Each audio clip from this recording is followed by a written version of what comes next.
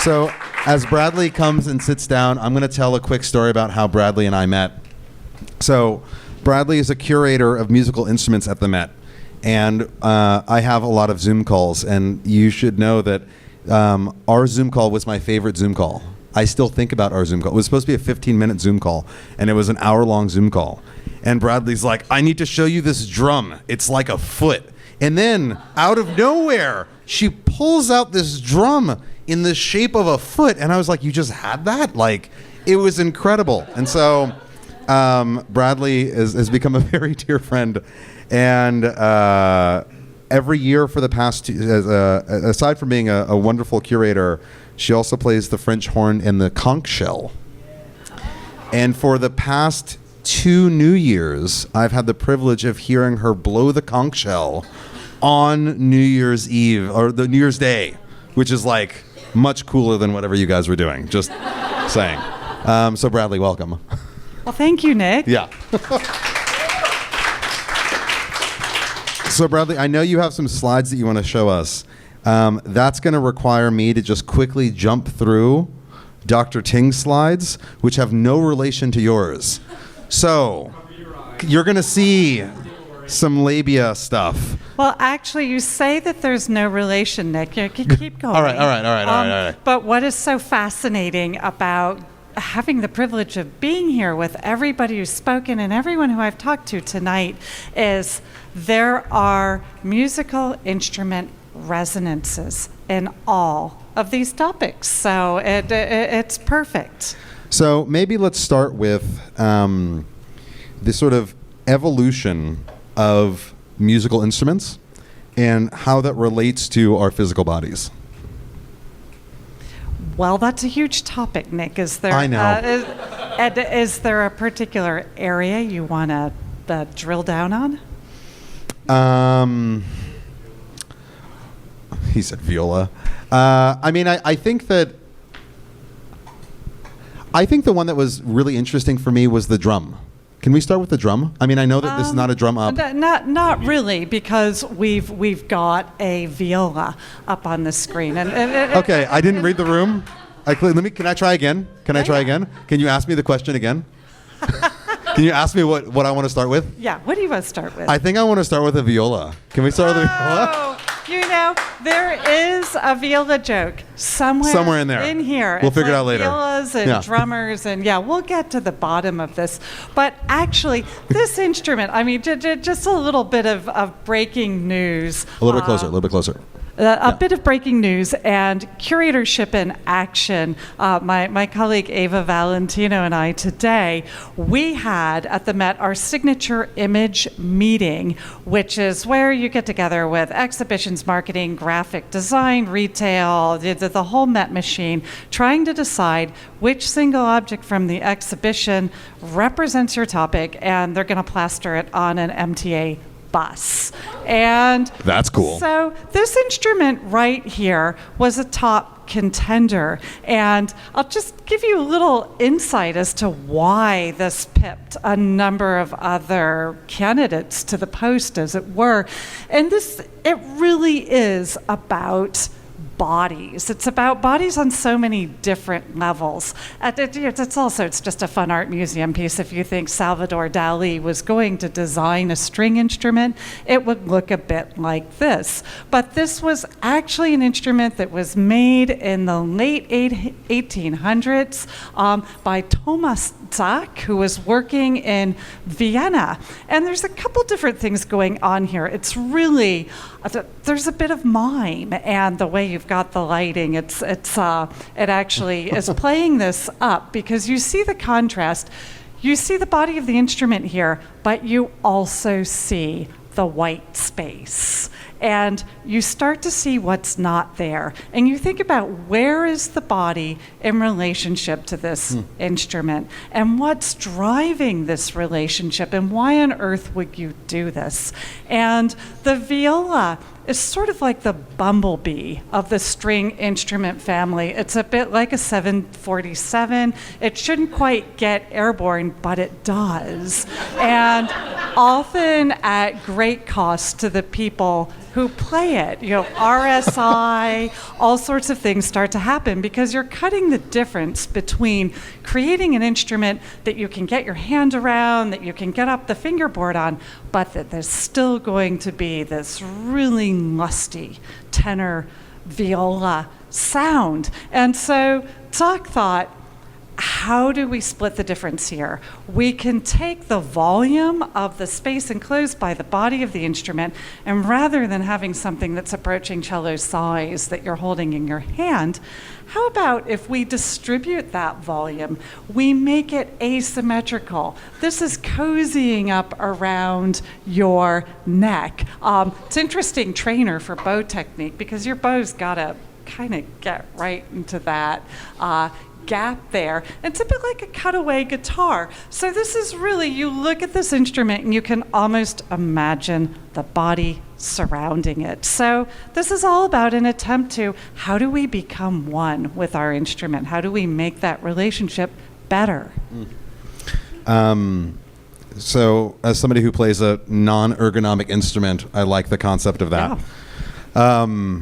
So of all the speakers tonight, I think that you were sort of the easiest to fit in because Bradley is putting together a pretty amazing program exhibition, a major exhibition at the Met next year called Musical Bodies.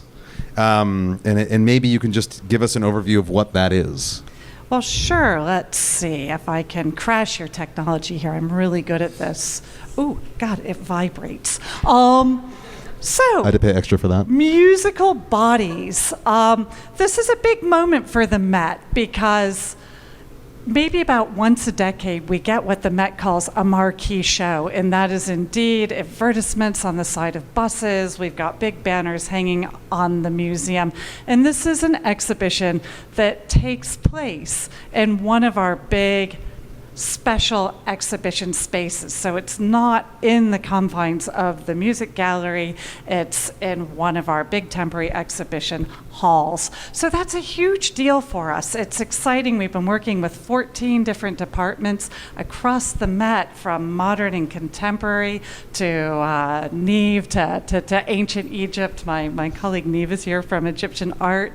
So in everything in between to do this, and we also have loans coming from across the country and internationally. So it's a moment for the Met, it's a moment for musical instruments at the Met, but actually the most significant and important works of art in the show, you're surrounded by them.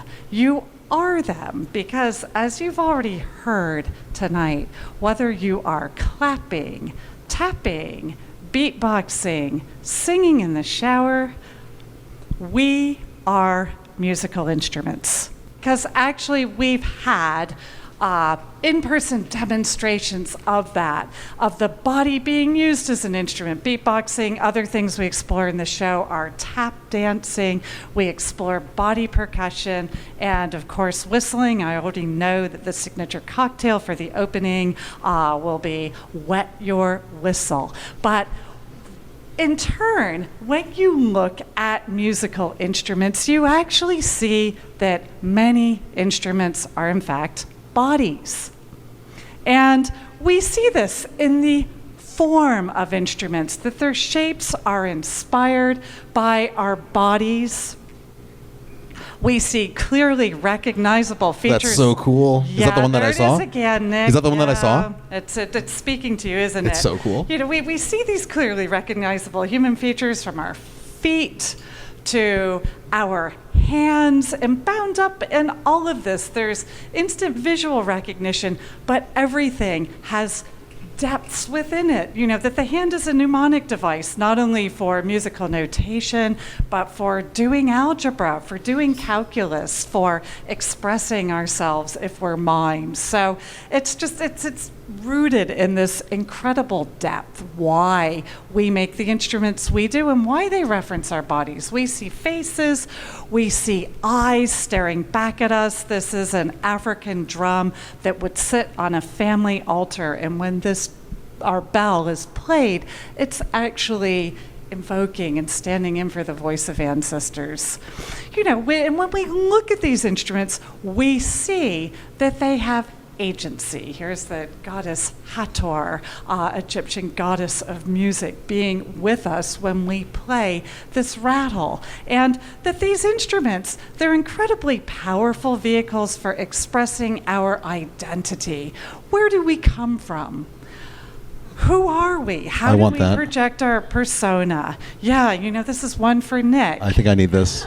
Yeah, absolutely. Instead of paying for my genitalia change, maybe somebody can just buy this for me. I would much prefer this. Well, I mean, Nick, why choose?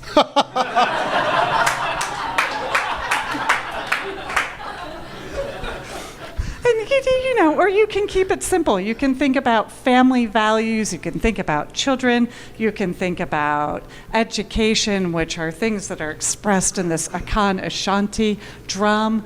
And of course, instruments are very much, we find them in religion, we find them in mythology. Here, the Lutherans are, this is a screed against the Catholic Church with a monk who has been turned into a bagpipe with the devil himself playing this instrument. We find this as well in pop culture. Vanya, the white violin, when she transforms into her violin, as you all know, you have superpowers when you and your violin are together. And sometimes we find works like this that are really challenging us to try and unpick where bodies end and instruments begin. Every time you pick up your instrument, you're in a duet with something. And instruments are often representing our bodies and our actions, particularly in situations that are a little bit taboo traditionally to address directly. And finally, instruments help us address, sometimes in a very edgy way, the eventuality of the end of our time in this world.